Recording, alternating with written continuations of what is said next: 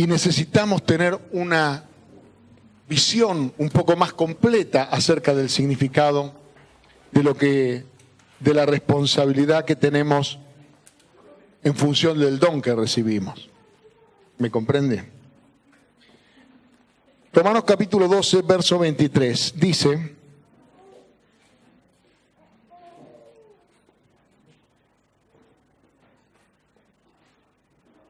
a la congregación de los primogénitos que están inscritos en los cielos, a Dios y el juez de todos, a los espíritus de los justos hechos perfectos.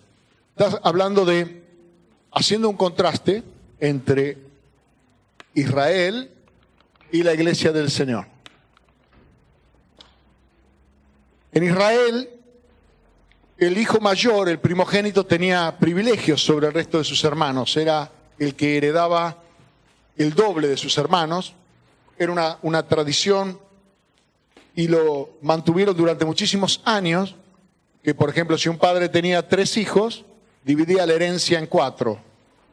2 porciones iban para el mayor y luego 1 para cada uno. El primogénito es el que recibía por la ley y por la tradición el doble que el resto de sus hermanos. Administraba, de alguna manera era el reconocimiento de el heredero o el administrador de los bienes de su padre.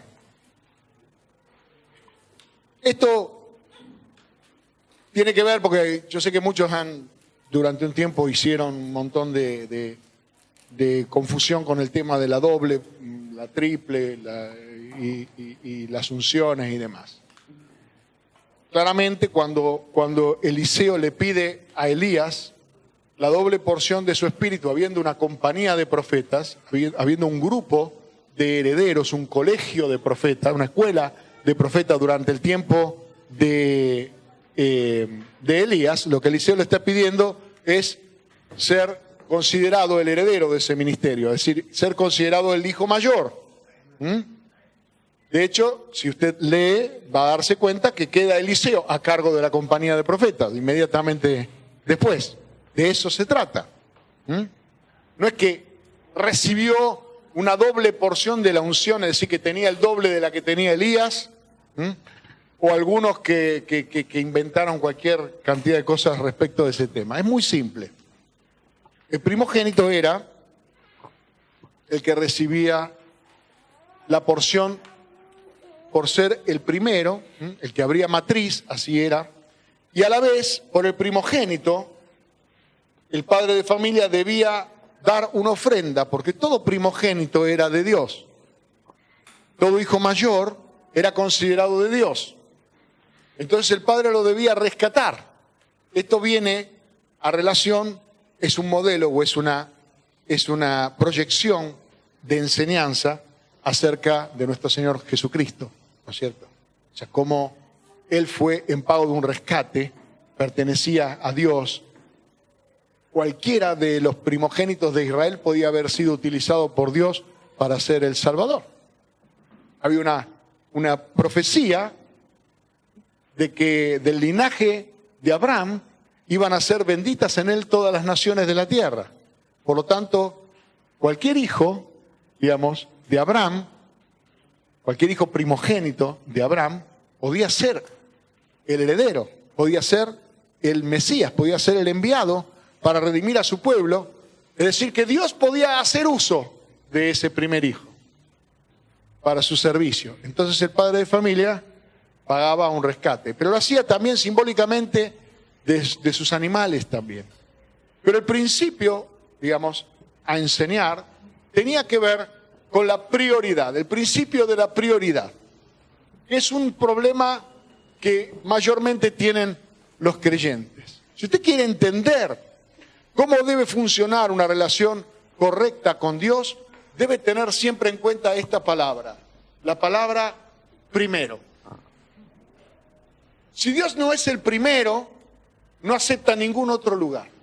Es primero o ausente. O Dios ocupa el primer lugar o deja un enorme espacio vacío que no se puede llenar con nada. Porque Dios no acepta ningún otro lugar que no sea el primer lugar. Y así lo ha enseñado a lo largo de la historia. Las primicias eran para Dios. El primogénito, el que abría matriz, era consagrado a Dios.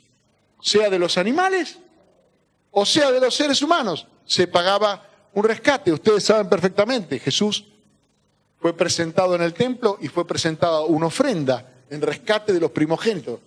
Me miran con una cara de no haber leído la Biblia y me quiero morir. ¿No es cierto? Eso es así. Amén. Está en la Biblia. Hay que leerla. Sí. Hoy en día, ¿quién no tiene una Biblia? ¿Hay alguien que no tiene una Biblia? Tenemos 2, 3, 4. ¿A qué la usa? ¿Para nivelar la mesa de la cocina? Hay que leerla. Sí, pero si no leerla es imposible interpretarla. Interpretarla es después. Leerla es primero. ¿Amén? ¿Ok? Sería extraordinario que tuviéramos algún intérprete, por ejemplo, una persona que habla en inglés y el otro traduzca al castellano y el que traduzca hable primero que el que habla en inglés. Tendría que adivinar lo que está diciendo, no existe. Primero hay que leerla. Ahora, la Biblia es el único libro que un creyente, hijo de Dios, lee en presencia del autor, que es el Espíritu Santo de Dios. Está en el corazón de cada creyente. Por lo tanto, el creyente debe leer la palabra de Dios en una actitud de oración, pidiéndole al Espíritu de Dios que le revele. ¿Me comprende? Que le diga qué es lo que debe entender de lo que está leyendo. Y eso se llama fe. Lea con fe, no dudando. Ahora dice aquí, en contraste, el autor de Hebreos, que nosotros, la iglesia del Señor, a diferencia del pueblo de Israel, la iglesia es la congregación de los primogénitos. Es decir, donde todos nosotros somos el hijo mayor. ¿Por qué? Pregunte, ¿por qué? Porque estamos en Cristo y somos el cuerpo de Cristo. Cristo es el primogénito, es el unigénito. ¿Me comprende? Al estar en Cristo, yo no puedo tener un derecho inferior al de Cristo. Toda la bendición de la Biblia, téngalo en cuenta, está referida a una sola persona. No hay ninguna promesa de parte de Dios para ningún otro que no sea Jesús. Todo lo que el Padre prometió, todo fue hecho para Él y por medio de Él. ¿Lo leyó alguna vez? Todo. Es decir, y usted dirá, ¿para mí no hay nada? No, para vos no hay nada. A menos que estés en Cristo y en Cristo tengas todo. ¿Me comprende? Por eso, separado de mí, nada podéis hacer. El que tiene a Cristo lo tiene todo. Tiene salvación, tiene gracia, tiene unción, tiene vida eterna, tiene salud, tiene un propósito y un destino glorioso de parte de Dios. Pero aquel que no está en Cristo no tiene nada. Por lo tanto, en Cristo Jesús, nosotros no solamente somos herederos, sino que somos coherederos con Cristo de todo lo que el Padre preparó para Jesús. Y Jesús reina en los cielos y en la tierra. Amén. Pero piense que usted es coheredero de eso. Es decir, que usted tiene en Cristo Jesús autoridad en el cielo y en la tierra. Es la herencia del primogénito. Somos la congregación de los primogénitos. Hay un destino de gloria para Cristo Jesús, pero Él es la cabeza y nosotros el cuerpo. Todo lo que está prometido para Cristo está prometido para la iglesia. Que está unida a Cristo, es carne de su carne, es hueso de su hueso. Por eso el Señor dice en la palabra, dejará el hombre a su padre y a su madre, se unirá a su mujer y serán una sola carne. Cristo descendió del cielo y se unió a la iglesia, y con la iglesia es carne de su carne y hueso de su hueso. Amén. ¿Sí o no? ¿De dónde fue tomada la mujer? ¿Y no fue abierto el costado de Jesús en la cruz? Y de ahí su sangre fue derramada. Es una señal de que nosotros, como iglesia del Señor, también fuimos tomados de Él. ¿Me comprende? Y era necesario que Él durmiera 3 días. Pero el tercer día, Él resucitó. Amén. Y cuando le fue presentado a Adán, después de haber dormido, Adán se enamoró. Y cuando Jesús se levantó al tercer día, después de haber estado 3 días en el fondo de la tierra, Él se enamoró de su iglesia, que somos nosotros, el cuerpo de Cristo, la amada del Señor. Amén. Y Él quiere presentársela a sí mismo, santa, sin manchas, sin arrugas, sin ninguna cosa semejante.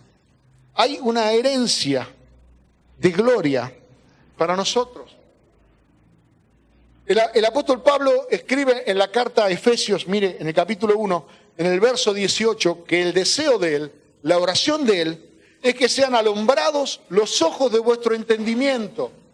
Alumbrar ojos es como alguien que está ciego y de repente ve. Usted sabe, la oscuridad y la ceguera provocan el mismo efecto, no se ve. Tanto que una persona sea ciega o que haya una oscuridad absoluta, lo que los ojos perciben es la luz. Y si no hay luz, los ojos no funcionan, no perciben nada. ¿Me comprende? Está preparado para esa frecuencia, ¿no? Del infrarrojo al ultravioleta. Y eso es lo que ven. ¿Me comprende? Ahora, el apóstol Pablo dice, bueno, yo quiero que tu entendimiento, los ojos de lo que, o sea, que empieces, que tu entendimiento vea, como un ciego de repente ve la luz, tu mente, tu manera de pensar, se le haga una realidad visible. ¿Cuál es la herencia? ¿Cuál es la esperanza a la que Él os ha llamado? ¿Y cuáles las riquezas de la gloria de su herencia en los santos? Amén. Cuando una persona es ciega, no puede tomar una decisión correcta respecto de cosas que se ven. ¿Me comprende? Porque no puede verlas. Muy simple. Le das a elegir y puede tomar una decisión equivocada. Pero una persona que ve, que tiene el sentido agudizado, si le pide un pescado y usted le da una serpiente, no la agarra. Si le pide un pedazo de pan y usted le da una piedra, no la agarra. Porque puede elegir correctamente en función de que sus ojos le transmiten una información que lo hace elegir bien. ¿Cuál es el peligro? El peligro es que cuando no somos conscientes, cuando no podemos ver, cuando no podemos entender la esperanza a la que el Señor nos ha llamado, no la podemos dimensionar. Cuando no podemos ver las riquezas de la gloria, de la herencia de los santos, podemos ser engañados. ¿Me comprende? Por una imitación, por una cosa de menor valor.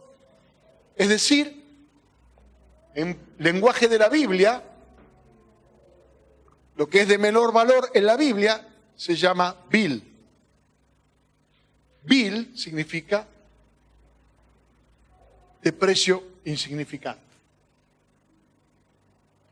Hubo un profeta de Dios en un determinado momento que lloraba y se quejaba y protestaba porque Dios le daba palabra, Dios usaba en él un don. Pero ese don y esa gracia que había sobre él le gustaría profetizar como algunos profetas que hay hoy, que está todo bien. ¿Me comprende? Que solamente abren la boca para endulzarle el oído a la gente y que la gente se sienta bien y diga, grosso este hermano me dijo.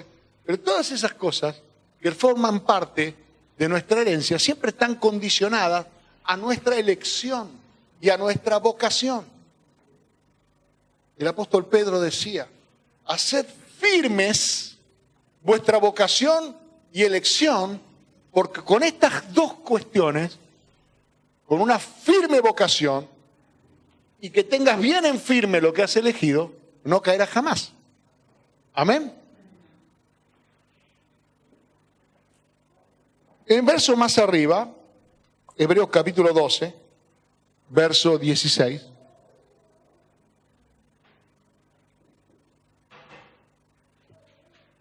Está el claro ejemplo de una persona que no supo dimensionar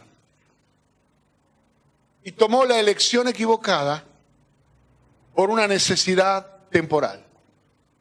Dice, no sea que haya algún fornicario o profano, como Esaú, que por una sola comida vendió su primogenitura. Porque ya sabéis que después, deseando heredar la bendición, fue desechado. Y no hubo oportunidad para él, para el arrepentimiento, aunque lo procuró con lágrimas. El verdadero arrepentimiento no es llorar, el verdadero arrepentimiento es cambiar. Y la historia cuenta que dos hermanos mellizos nacieron, Esaú y Jacob. El primero, el primogénito, el que salió primero, fue Esaú. Pero Jacob nació agarradito del talón de su hermano y cuando lo sacaron Esaú, atrás salió Jacob. Por eso le pusieron Jacob de nombre, que significa eso, el que te agarra de distraído. El que te agarra del talón. Amén. Usted sabe quién es el que ataca por el talón. Pondré enemistad entre la simiente de la mujer y la simiente de la serpiente. La serpiente será herida en la cabeza, pero ella te herirá en el calcañar. Es decir, había en Jacob una tendencia al engaño. Había en Jacob una tendencia al negocio.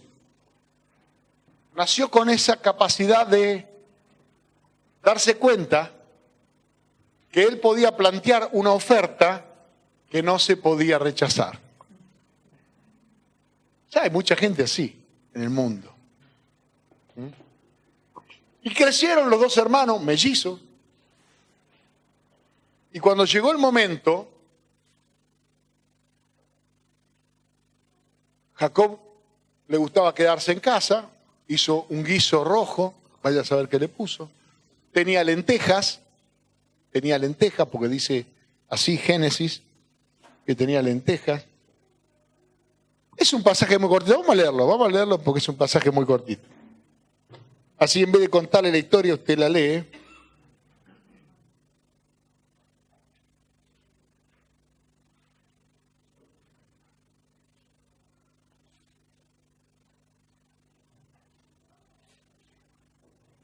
Capítulo 25, verso 27.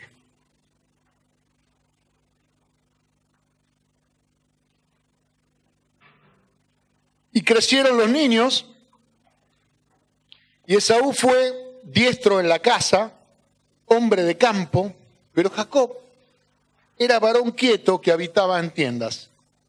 Y amó Isaac a Esaú porque comía de su casa, mas Rebeca amaba a Jacob. Y guisó Jacob un potaje, y volviendo Esaú del campo cansado, dijo a Jacob, te ruego que me des de comer de ese guiso rojo, pues estoy muy cansado. Por tanto fue llamado su nombre Edom, que significa rojo. Y Jacob le respondió, véndeme en este día la primogenitura. Donde hay hambre siempre hay una oportunidad, dice el espíritu del mundo. Donde hay una necesidad hay un negocio, dice el espíritu del mundo. El espíritu de Dios dice, donde hay una necesidad hay misericordia. Jacob se movía en el espíritu de este mundo. El espíritu que mueve los negocios en este mundo. Y entonces, véndeme en este día tu primogenitura. Es decir, ¿qué es lo que te estoy pidiendo? Tu identidad y tu herencia. ¿Me comprende? Ser el primogénito era la identidad de Esaú. Él había nacido primero. Le guste o no le guste a Jacob, él había nacido primero. Y su herencia era el doble de la de su hermano. Le guste o no le guste, la decisión, ¿quién la tomó? Dios. Sin embargo, había una palabra profética acerca de estos dos mellizos, que el mayor iba a servir al menor. Pero no necesitaba el engaño Dios para cumplir su palabra. Hay mucha gente que tiene una palabra de parte de Dios y entonces cuando tiene una palabra de parte de Dios lo quiere ayudar a Dios. Y ayudarlo a Dios es orar, ayunar, leer la palabra, consagrar tu corazón. No es hacer un negocio para ir más rápido que Dios y conseguir la bendición antes de tiempo. Esaú, mire lo que dijo Esaú. Dijo, yo me voy a morir. Mire que se iba a morir por no comer un poquito de guiso, un poquito de ese potaje. Me voy a morir, así que ¿para qué me servirá la primogenitura? Y dijo Jacob, júramelo en este día. Y él juró y vendió a Jacob su primogenitura. Pero mire lo que dice este versículo 34 que es contundente. Entonces Jacob dio a Esaú el pan y del guisado de las lentejas, y él comió y bebió, y se levantó y se fue. Así menospreció Esaú la primogenitura. La menospreció. La vendió. Hicieron una oferta y no tuvo autoridad para rechazarla. Tal vez usted piense que, bueno, esta es una historia aislada, pero esta es la historia de la humanidad. Ese espíritu de tomarte distraído, de tomarte del calcañar, es el espíritu de Satanás. Mire, la Biblia utiliza la palabra contrataciones solamente 3 veces en toda la Biblia. 3 veces. Y las 3 veces están en el mismo pasaje y las 3 veces hace referencia a Satanás. Mire, Ezequiel capítulo 28, verso 5. El Espíritu de Dios está hablando acerca del querubín protector, acerca del lucero de la mañana, acerca de ese que fue creado por Dios como un ángel de Dios. Pero dice en el verso 5, con la grandeza de tu sabiduría, en tus contrataciones has multiplicado tus riquezas y a causa de tus riquezas se ha enaltecido tu corazón. Primer síntoma. Desear riquezas, anhelar riquezas, tener la mira puesta solamente en cuestiones de carácter material y en la comparación. La riqueza es un término que es de esta tierra. ¿Por qué? Porque en el cielo no habrá desigualdad. Por lo tanto, la riqueza o la pobreza es una cuestión bien terrenal. De un mundo donde el maligno estableció la desigualdad y la comparación para que el hombre carnal tenga satisfacción en ser más o en tener más que su prójimo. Cuando Cristo vino y enseñó el principio de amarás a tu prójimo como a ti mismo, estableció un principio de igualdad, donde ninguno debería sentirse mejor por tener más que otro o ser más que otro. Donde ninguno debería competir para obtener un privilegio sobre su prójimo. El amor elimina la competencia. ¿Ha visto usted alguna vez un padre jugar al fútbol con su hijo? ¿Lo deja ganar? Si el nene le pega una patada, ¿se la devuelve? No, obvio que no. Porque hay una relación de amor y si quisiera competir, ¿le ganaría o no? Pero donde hay amor, no hay competencia.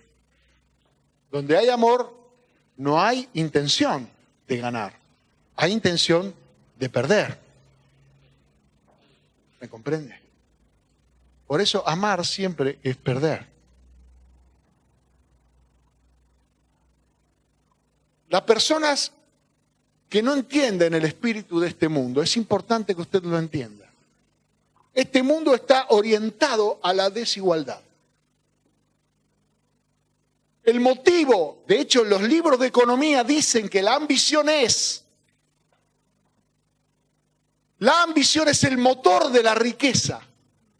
No soy marxista, quiero que usted me entienda, soy cristiano. Pero tiene que entender esto. De hecho, si usted lee un libro de ética protestante, el capítulo 1 del libro de ética protestante se llama El espíritu del capitalismo. Y dice que el bien supremo de un hombre sobre la tierra es tener crédito. No se ría, Max Weber es un libro importante, es una obra de biblioteca. El espíritu del capitalismo. Y es terrible porque eso se le asigna a la iglesia protestante, que muchos piensan que es la iglesia evangélica. El movimiento protestante fue un movimiento político en Alemania, donde un grupo de nobles rehusaron a que sea obligatorio ser católico romano para mantener el título de nobleza. ¿Me comprende? Fue una obligación por parte en ese momento, si no me equivoco, era imperio. Y dijeron, bueno, para conservar los títulos de nobleza, tienen que jurarle lealtad a la Iglesia Católica Romana. Un grupo grande de nobles protestó. Y a partir de ahí se los conoció como los protestantes. Un movimiento político y se resumió exclusivamente a un momento de Alemania.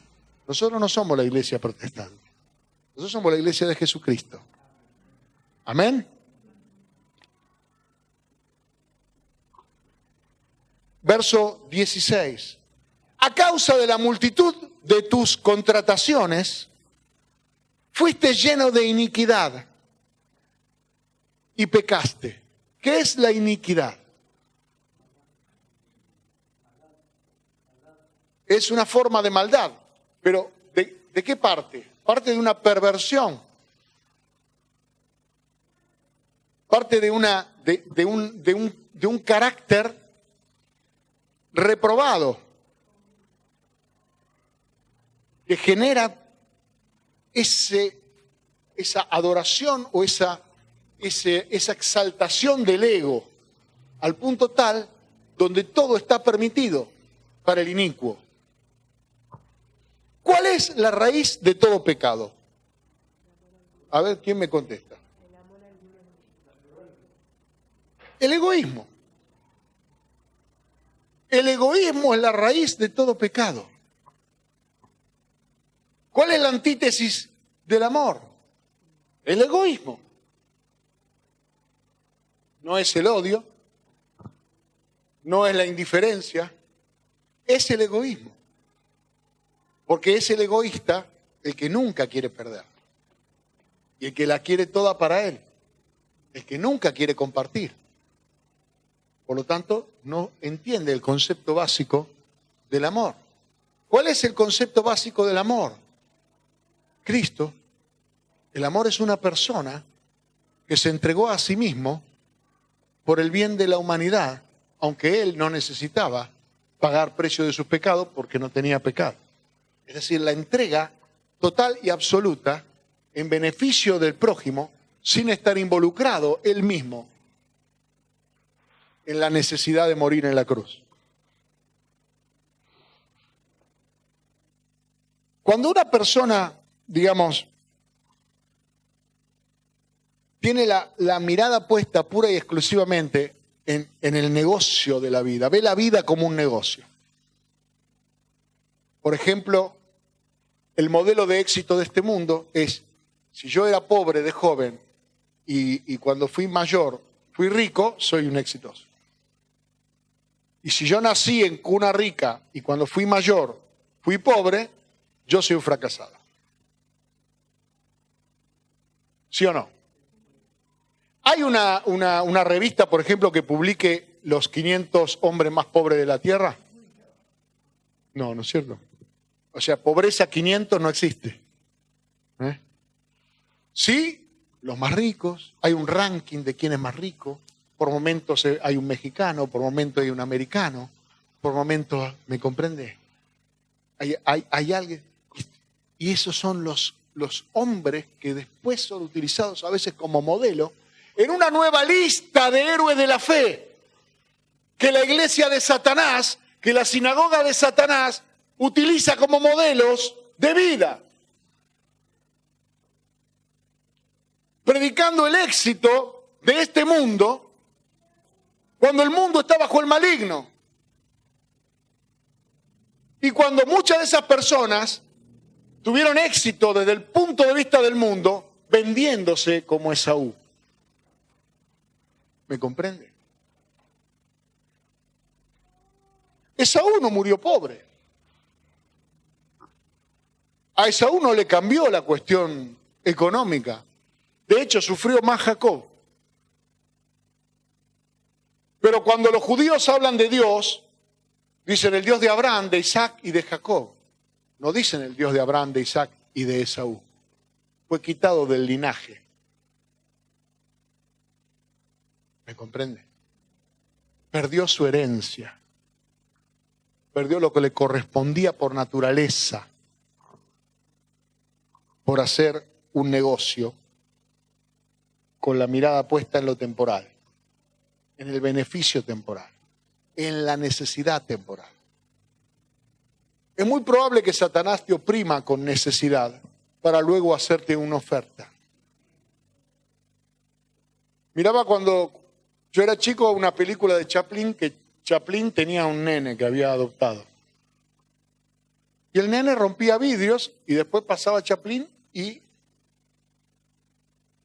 reparaba los vidrios que el mismo chico había roto.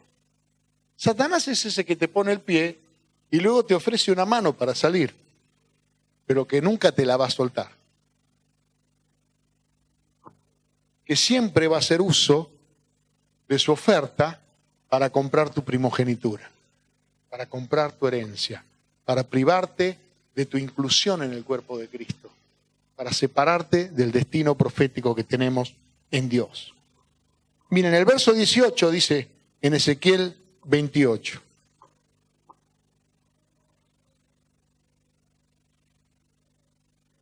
Con la multitud de tus maldades y con la iniquidad de tus contrataciones, profanaste tu santuario. Yo pues saqué fuego de en medio de ti, el cual te consumió y te puse en ceniza sobre la tierra a los ojos de todos los que te miran.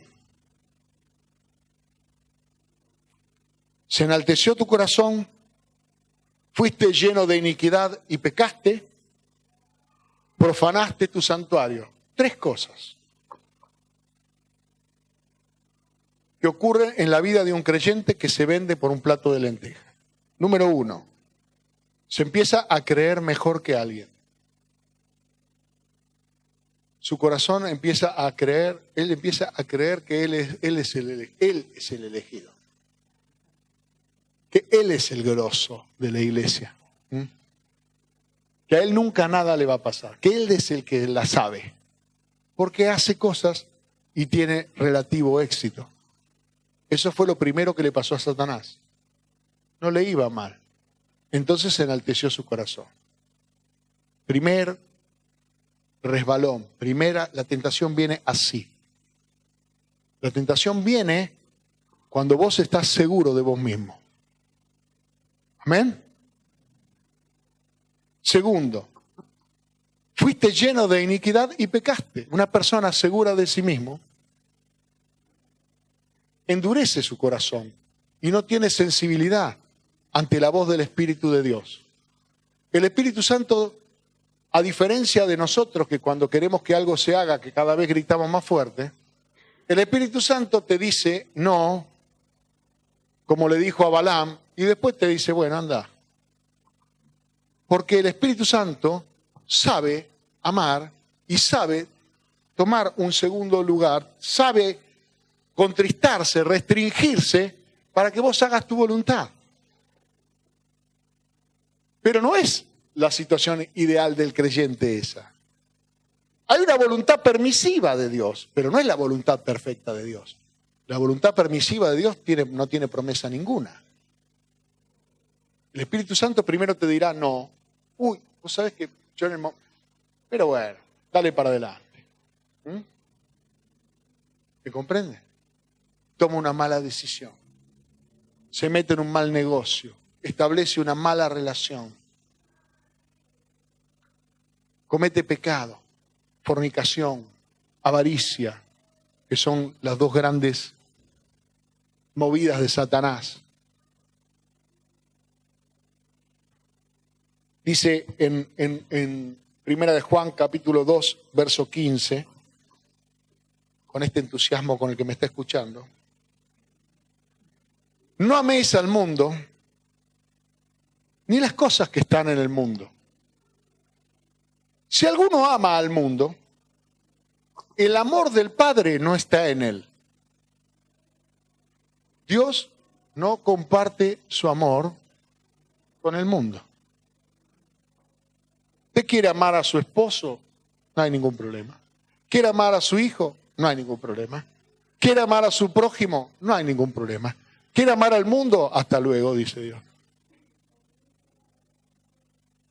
Si ama a este sistema, si ama este modelo de éxito, si usted está bien conforme con cómo están las cosas y no tiene una posición de reino, no tiene una posición que confronte con la realidad de este mundo, entonces Dios se retira. En la visión de Daniel, la visión de Nabucodonosor que Daniel interpretó, el reino de Dios golpeaba contra los reinos de este mundo y los deshacía. No se fusionaba. No había negociación. El reino de Dios entra y se termina el gobierno del hombre. Y solo Dios gobierna. Y Cristo es la cabeza y la iglesia es su cuerpo. Amén. Si alguno ama al mundo, el amor del Padre no está en él. Porque todo lo que hay en el mundo, los deseos de la carne, los deseos de los ojos y la vanagloria de la vida, no proviene del Padre, sino del mundo. Y el mundo pasa y sus deseos, pero el que hace la voluntad de Dios permanece para siempre. Es decir, Ezequiel 28:16, fuiste lleno de iniquidad y pecaste. Es decir, comió el plato de lentejas, ¿sí? Pero ¿cuál es el plato de lentejas de este mundo? El deseo de los ojos, los deseos de la carne y la vanagloria de la vida. Eso es lo que el diablo te va a ofrecer. ¿Cuál es el deseo de los ojos? Oh, ese auto es mejor que el mío. Esa casa es mejor que la mía. Ese departamento es más grande que el mío. Y alguno dice, ese hombre es mejor que mi marido. ¿Me comprende? O mira a sus hijos y dice, ojalá fueras como ese otro.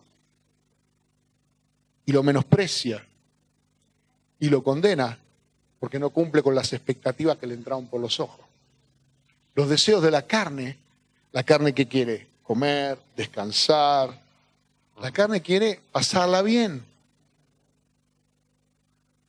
Y nosotros no estamos aquí en la tierra solamente para pasarla bien. Pasarla bien es una añadidura de hacer el centro de la voluntad de Dios. Estamos aquí para buscar el reino de Dios y justicia, y las demás cosas vendrán por añadidura. Por lo tanto, los deseos de la carne y la vanagloria de la vida es el deseo de trascender. El deseo de ser importante, ser reconocido, ser famoso, tener poder, poder económico, poder político, poder religioso, poder. ese será el plato que el enemigo te ofrecerá. Y en ese plato es donde nosotros tenemos que decir que no. Luego dice, con la multitud de tus maldades, profanaste tu santuario. Somos templo del Espíritu de Dios. Nosotros somos un santuario. Fuimos hechos para servir a Dios. Fuimos hechos para la gloria de Dios. Nuestra boca fue hecha para alabar a Dios. Nuestros ojos fueron hechos para ver la gloria de Dios. ¿Me comprende? Nuestras manos fueron hechas para ser levantadas al cielo en señal de rendición o para hacer la obra de Dios. Nuestros pies fueron hechos para caminar los pasos de Dios. Fuimos hechos para su gloria. Somos un santuario, somos un templo del Espíritu de Dios. El estado correcto del creyente es cuando está adorando, cuando está alabando. Usted dice, bueno, se hace muy larga la alabanza, se hace muy larga la adoración. Mire, usted es un templo del Espíritu de Dios. Fue hecho para alabarle, fue hecho para adorarle, fue hecho para rendirle culto. Cuando no está haciendo eso, o no disfruta eso, usted quiere ser otra cosa. Está profanando el santuario. Está entregando su cuerpo, sus miembros, su vida a otro negocio, a otra cuestión, cuando fue hecho para glorificar a Dios. ¿O no dice la Biblia que somos templo del Espíritu de Dios? Por lo tanto, el creyente corre el mismo riesgo, porque el creyente tiene un corazón y se le puede enaltecer o se le puede deprimir. El creyente está expuesto a la iniquidad y al pecado, y también el creyente es en sí mismo un santuario. Por lo tanto, este pasaje de Ezequiel capítulo 28 también se aplica a nosotros. Amén. Ahora, cuando los pastores predicamos y queremos incentivar a los hermanos a la fe, decimos que la fe es como la moneda del reino de Dios. Es decir, que sin fe es imposible agradar a Dios, sin fe es imposible alcanzar el favor de Dios. Es como que la fe es lo que comprara en el reino de los cielos la bendición. Es una metáfora. Es una metáfora. Pero si esa metáfora se aplica, usted debe saber que el pecado es la moneda de Satanás. El pecado compra la maldición. El pecado compra la condenación. Porque la paga del pecado es muerte. El pecado es la moneda de este mundo. Más pecador, más egoísta, más alto va a llegar en la escala de Satanás. ¿Me comprende? Mire, en Romanos dice, capítulo 7, verso 14, sabemos que la ley de Dios es espiritual, mas yo soy carnal, vendido al pecado. Satanás es un comprador de almas, es un negociador esclavista y compra tu alma al precio del pecado, de tu pecado favorito. ¿Me entiende? No es necesariamente un plato de lentejas, es tu pecado favorito. ¿Cuál es tu pecado favorito? ¿La soberbia? Satanás comprará tu alma por medio de la soberbia. Y te rodeará de gente que te alabarán, que exaltarán tu ego y que te harán creer que sos aquella gran cosa que el mundo estaba necesitando. Pero si tu pecado es la depresión, si tu pecado es la autocomiseración, Satanás se ocupará de humillarte, de hacerte sentir despreciable, vil, que no vales nada. Porque él lo que quiere es comprar. Él lo que quiere es contratar.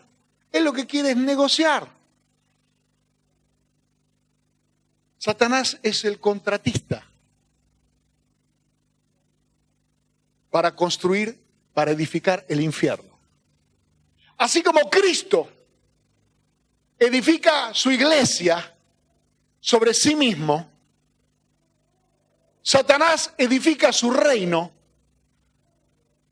comprando esclavos por medio del pecado. Más gráfico no puede ser. Mire, estoy como René Laván, más lento no lo puedo hacer, no se lo puedo explicar. Si usted no entiende esto, hoy me retiro. Usted tiene que entender que el pecado es aceptar una oferta del diablo. La tentación es la oferta. El pecado es la consumación de la oferta. Y se vendió. Y si usted se vendió, después no llore. Porque aquí dice que aquel que se vendió y llora, no recupera lo perdido. Porque lo que se vendió, a menos que usted lo redima pagando de nuevamente el precio, no lo puede recuperar. ¿Sí o no? Por eso Cristo vino a pagar el precio. Por eso Cristo es el Redentor. Por eso Cristo canceló toda la deuda que nosotros teníamos, porque algunos pecaron a cuenta. ¿Me comprende? A cuenta de... Hay personas que vivieron 20 años y ya pecaron 60 años. ¿Me comprende? Algunos, a veces uno lo ve como viene. Este tiene una deuda, hermano. Tendría que vivir 1000 años para pagar todo el pecado, para pagar todo el daño que hizo. Porque, por ejemplo, cortó vidas. Por ejemplo, corrompió personas. Por ejemplo, vendió veneno. Y uno dice, es una deuda imposible de pagar. Si uno analiza la Biblia, dice, bueno, era ojo por ojo, diente por diente, pie por pie, vida por vida. Pero la maldad de algunos cegó miles de vidas. Debería morir 1000 veces para pagar el precio de su pecado. ¿Sí o no? Entonces era necesario un redentor. Entonces era necesario un salvador. Entonces era necesario alguien que mirando este cuadro de situación diga, yo voy a pagar el precio. Yo lo voy a hacer. Una vida como la de Jesús no vale miles de vidas, vale millones y millones y millones y millones de vidas. Jesús vivió sin pecado, nació sin pecado, vivió sin pecado. Lo dio todo por amor. Fue el templo perfecto de Dios en la tierra. Él fue el santuario perfecto de Dios en la tierra. Él hizo la voluntad del Padre desde la mañana hasta la noche, cada día, cada año, cada minuto, cada segundo. Él fue el santuario perfecto. Por eso el Espíritu de Dios estaba con él y anduvo haciendo bienes, sanando a los quebrantados por el diablo. Y nos compró una herencia de gloria. Nos compró una herencia de gloria. Él le enseñó a los discípulos, mire, no busquen hacer tesoros en la tierra. No sean como el diablo. No piensen que la tierra, que cada día es un negocio. Que cada día tiene que tener una ganancia. Que cada día tiene que tener un progreso en lo material. Que cada día está hecho para que usted sea mejor que el día anterior desde el punto de vista del mundo. Si no, piense que aquel que le dio el cuerpo también le va a dar el vestido para ese cuerpo, porque ¿qué vale más? Vale más el cuerpo que el vestido, vale más el cuerpo que la comida. Y le dijo a los discípulos, donde esté vuestro tesoro hoy, allí estará en el futuro tu corazón. Donde hoy esté tu tesoro. Fíjese que dice en Mateo 6, 21, Fíjese que está hablando en presente y en futuro. Leamos bien la Biblia. Donde esté vuestro tesoro. No sé si a usted le pasó que fue al banco por ahí a cobrar un cheque y cuando sale del banco va con la mano en el bolsillo así para que nadie se dé cuenta que usted lleva que se lleva unos mangos. No sé, o cobró el sueldo y uno andaba con el sobre acá, la época que te pagaban en efectivo y estabas ahí y tu corazón estaba pendiente de tu tesoro. ¿Ok? Donde está lo que es valioso para vos, ahí estará tu corazón. Por lo tanto, nadie, absolutamente nadie, que tenga su corazón, que tenga su tesoro aquí en la tierra, estará en el cielo.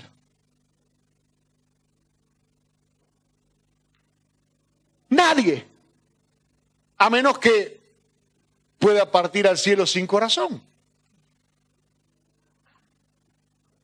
que es mucho más improbable que cualquiera de las otras cosas que vengo diciendo.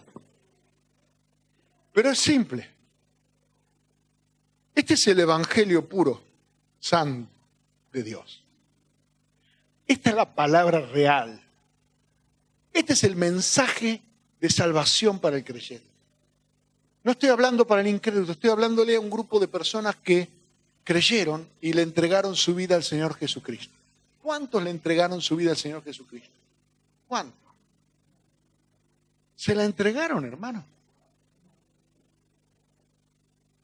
Se la entregaron. Piense usted. Entregársela significa que Él ahora la maneja, que Él ahora la administra.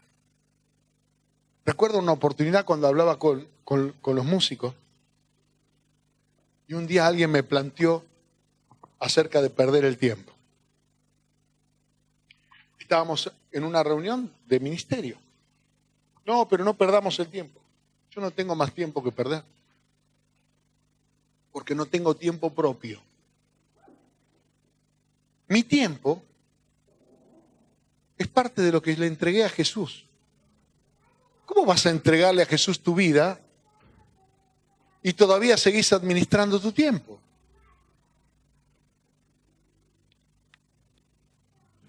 Pero es el ABC. Usted en un trabajo, si entra a las 8 de la mañana y el horario de salida es a las 5, ¿a qué hora se tiene que ir? ¿A qué hora? ¿Por qué? Porque usted le entregó ese tiempo. ¿No es cierto? Si se va antes, tiene que pedir permiso, ¿sí o no? ¿Usted le pide permiso al Señor para tomarse los francos que se toma? Francos mentales de pensar cosas que no tienen ningún fruto. Francos físicos de no estar donde el Espíritu de Dios se mueve. Hay personas que viven en una eterna vacación espiritual. No adoran, no sirven, no predican la palabra, no oran, no leen la Biblia, no tienen comunión con los hermanos. ¿Dónde está su tesoro? ¿Dónde está? El apóstol Pablo le escribe a la iglesia de Filipos: ustedes son la gloria mía. Ustedes. El objeto de mi servicio, de mi ministerio, de mi predicación. Las veces que tuve que ir preso, las veces que tuve que recibir azotes, las veces que naufragué, todas las circunstancias que viví fue por amor a ustedes. La Biblia dice que Jesús, por el gozo puesto por delante, menospreció el oprobio. Lo menospreció al oprobio, no al ministerio, no al don, no a la gracia, no al talento, no a la capacidad con la que fuiste creado por medio del Espíritu de Dios para cumplir un propósito en la tierra para Dios. Para Dios. Porque todo es por medio de Él y para Él. Yo quiero que hagamos esta reflexión y oremos. primer lugar, no te vendas. Hermano, no te vendas. Nada vale más, cantamos, que tú, mi Señor. Y después lo negocia por un plato de lentejas.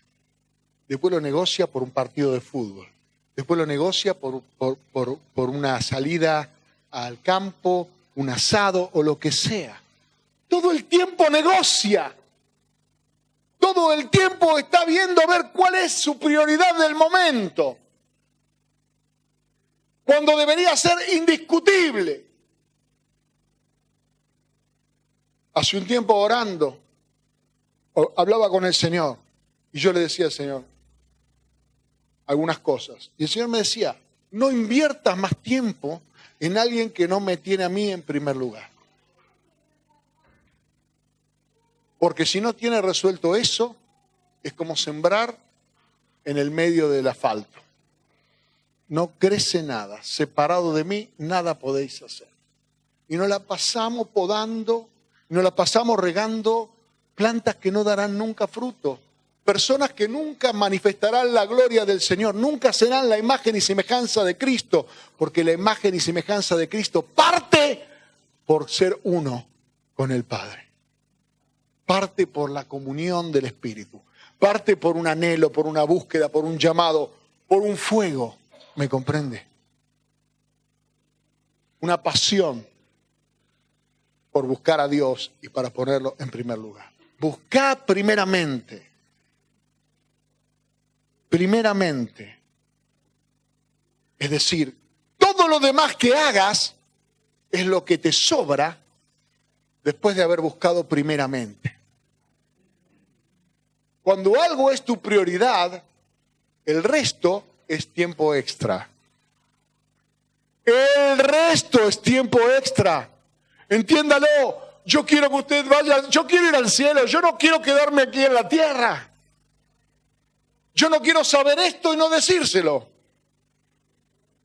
Yo no quiero salvarme a mí mismo. Yo no voy a decir, bueno, mi casa y yo serviremos al Señor y lo demás que Dios lo ayude. Eso ya lo dijo Moisés, me ganó de mano. No, lo dijo Josué, perdón. La pegué. A la segunda la pegué. ¿Me comprende? Ahora usted tiene la administración. Usted tiene la capacidad de decidir. Pero Dios no acepta segundo lugar.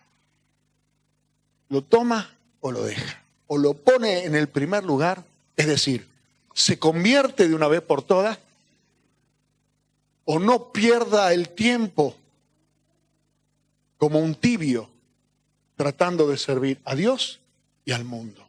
No se puede. No se puede, no se puede, no se puede. Y aunque acá yo no tengo 1 millón de personas cantando, gritando y saltando, esta es la verdad del Evangelio. Y el resto son instituciones humanas, de las cuales hay muchas. Seguramente en la cancha deben estar todo el mundo gritando, saltando, pero cuando Cristo venga no se va a llevar esa multitud. Se va a llevar aquellos que son los que tenían su tesoro en el cielo. Tal vez Él está mirando. ¿Dónde está tu tesoro? Vamos a orar, vamos a ponernos en pie.